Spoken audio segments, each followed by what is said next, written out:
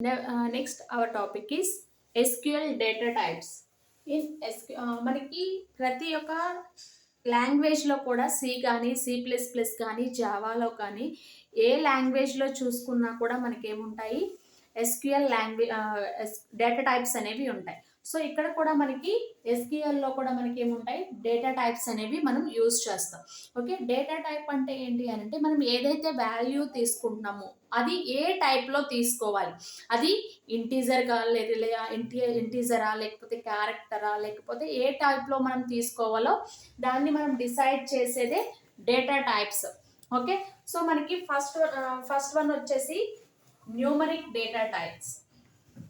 First type is numeric data types. Numeric data types means మనం ఏదైతే నెంబర్స్లో తీసుకుంటామో దాన్నే ఏమంటాము అని అంటే డిజిట్స్లో తీసుకునే వాటినే న్యూమరిక్ డేటా టైప్స్ అని చెప్పేసి పిలుస్తాం. సో మనకి ఫస్ట్ దీంట్లో మనకి 4 టైప్స్ అనేవి యూజ్ చేస్తాం. న్యూమరిక్ డేటా టైప్స్లో 4 టైప్స్ అనేవి యూజ్ చేస్తాం. First one is number data type. Next one వచ్చేసి second one is integer. Next third one వచ్చేసి స్మాల్ ఇంట్.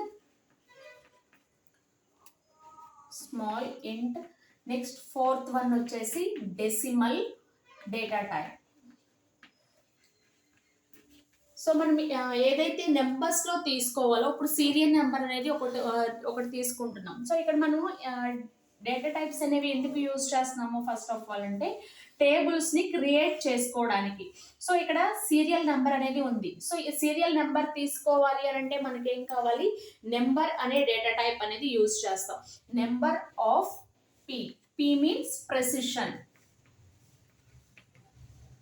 సో మనకి నెంబర్ అనే డేటా టైప్ తీసుకున్నాము అని అంటే దాంట్లో సీరియల్ నెంబర్స్ని మనం ఎంటర్ చేయడానికి మనం ఏం తీసుకుంటాం, నెంబర్ అనే డేటా టైప్ తీసుకుంటాం. లేదు మార్క్స్, మన ఇక్కడ కాలం నేమ్ వచ్చేసి మార్క్స్ అని చెప్పేసి తీసుకున్నాం. మార్క్స్ ఎంటర్ చేయాలి అని అంటే మనకి ఏం కావాలి, కంపల్సరీ పాయింటింగ్ వాల్యూస్ అనేవి కావాలి. టోటల్ మార్క్స్ని ఎంటర్ చేయడానికి మనకి 67.88% అనేది ఉందనుకున్నాం. సో అట్లా మనకి పాయింటింగ్ వాల్యూస్ని ఎంటర్ చేయాలి అని అంటే డెసిమల్ అనేది తీసుకోవాలి. P, P అంటేనేమో ప్రెసిషన్, ఎస్ అంటేనేమో స్కేలార్. సో పాయింటింగ్ వాల్యూస్ అనేవి మనం after this is decimal number and this one is floating point number. So అలా పాయింటింగ్ వాల్యూస్లో తీసుకోవాలి అని అంటే మనం డెసిమల్ అనేది యూజ్ చేస్తాం. నెక్స్ట్ నెంబర్స్లో వచ్చేసి మనం ఇంటీజర్ అయినా యూజ్ చేయొచ్చు, లేదా ఇక్కడ ఇదేంటంటే 4 bytes ఆఫ్ మెమరీ వరకు యూజ్ చేసుకుంటాము. నెక్స్ట్ స్మాల్ ఇంట్ వచ్చేసి ఓన్లీ 2 bytes ఆఫ్ మెమరీ మాత్రమే యూజ్ చేసుకుంటాం. ఓకే, సో అట్లా మనం ఏం చేస్తాం, నెంబర్ కానీ ఇంటీజర్ కానీ స్మాల్ ఇంట్ కానీ అంటే ఇక్కడ మనం ఎన్ని వరకు 6 digits వరకు మాత్రమే డేటాని మనం తీసుకోగలం.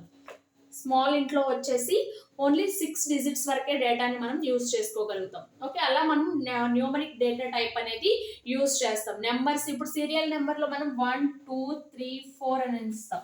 సో అట్లా ఇవ్వాలి అని అంటే మనం ఏ డేటా టైప్ యూజ్ చేయాలి, నెంబర్ అనే డేటా టైప్ యూజ్ చేయాలి.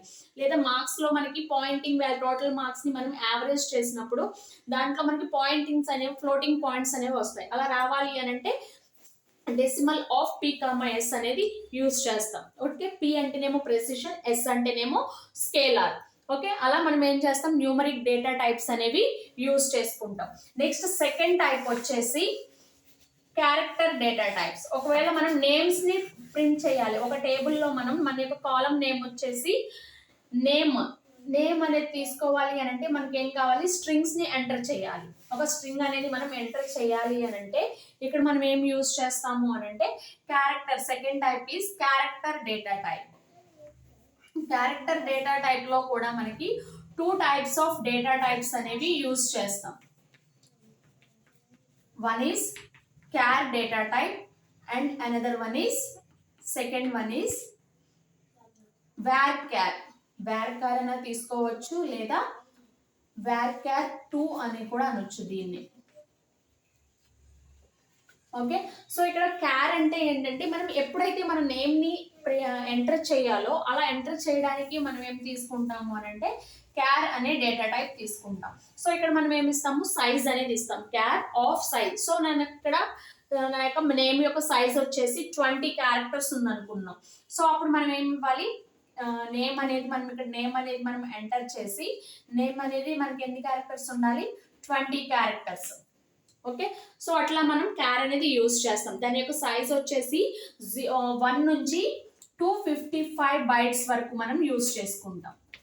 ఓకే, నెక్స్ట్ వన్ వచ్చేసి varchar2 అని అంటే మనకి అడ్రస్ అనేది ప్రింట్ చేయాలి. అడ్రస్ అనేది ప్రింట్ చేయాలి అని అంటే మనకి ఏముండాలి, నెంబర్స్ ఉండాలి అండ్ అలానే క్యారెక్టర్స్ ఉండాలి.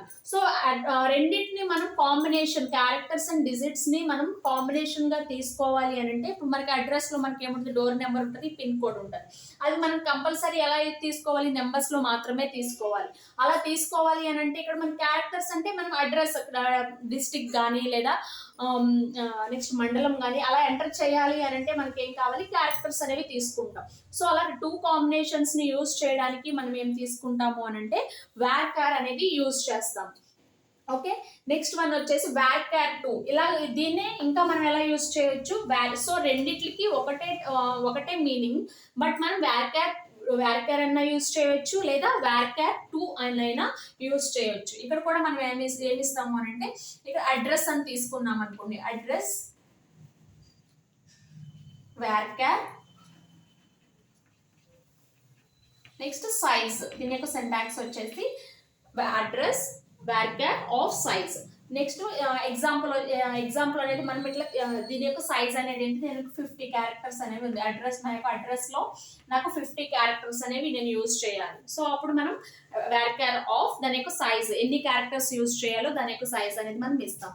ఓకే, నెక్స్ట్ వన్ వచ్చేసి థర్డ్ టైప్ వచ్చేసి date data type. Date data type అంటే ఎందుకు యూజ్ చేస్తాము అని అంటే డేట్ యొక్క ఫార్మాట్ ని స్టోర్ చేసుకోవడానికి ఏం యూజ్ చేస్తాము, డేట్ అనే డేటా టైప్ అనేది యూజ్ చేస్తాము. డేట్ అనేది మనం డేట్ యొక్క ఫార్మాట్ ఏంటి, మనకి dd mm and yy. ఓకేనా, dd అంటే డేట్, mm అంటే మంత్ అండ్ y అంటేనేమో ఇయర్. ఇక్కడ మనకి నేను ఇక్కడ ఏం యూజ్ చేస్తున్నాను, 25 2005 అనేది ఇవ్వాలి. సో అట్లా మనం డేట్ ఫార్మాట్ అనేది మనం ఈ టైప్ లో ఇస్తాం. ఇలా డేట్ ఫార్మాట్ ని మనం స్టోర్ చేసుకోవడానికి మనకి ఏమి ఇస్తుంది, ఏం యూజ్ చేస్తాము అంటే డేట్ అనే ఫార్మాట్ అనేది యూజ్ చేస్తాం. ఓకే, ఇక్కడ మనకి దీని యొక్క సింటాక్స్ వచ్చేసి డేట్ యొక్క సింటాక్స్ వచ్చేసి ఏమి ఇస్తాము, డేట్ యొక్క ఫార్మాట్ అనేది ఇస్తాము, dd mm and yy. Okay, next వచ్చేసి దీంట్లోనే డేట్ ఫార్మాట్ లోనే మనం ఏం యూజ్ చేయొచ్చు అని అంటే టైం ఫార్మాట్ ని కూడా యూజ్ చేయొచ్చు. టైం ఫార్మాట్ అంటే ఏం తీసుకుంటాం, మనం టైం కి మనం ఫార్మాట్ ఏం యూజ్ చేస్తాం, డేట్ లోనే మనకి టైం ఫార్మాట్ అనేది కూడా సేవ్ అవుతుంది. Hours, next minutes and seconds. So ఈ ఫార్మాట్ లో మనకి టైం అనేది కూడా ప్రింట్ చేయడానికి కూడా సేమ్ డేట్ టైం ఫార్మాట్ ని యూజ్ చేస్తాము. డేట్ అని తీసుకుంటాము, ఇక్కడ మనం HM నెక్స్ట్ వన్ వచ్చేసి S, hours, minutes, seconds. So ఇట్లా మనం టైం ని ప్రింట్ చేయడానికి కూడా మనం ఏం యూజ్ చేస్తాము అంటే డేట్ ఫార్మాట్ ని యూజ్ చేస్తాం. ఒకవేళ మనకి సెకండ్స్ తో మనకి టైం అనేది మిల్లీ సెకండ్స్ తో సహా మనకి ప్రింట్ అవ్వాలి.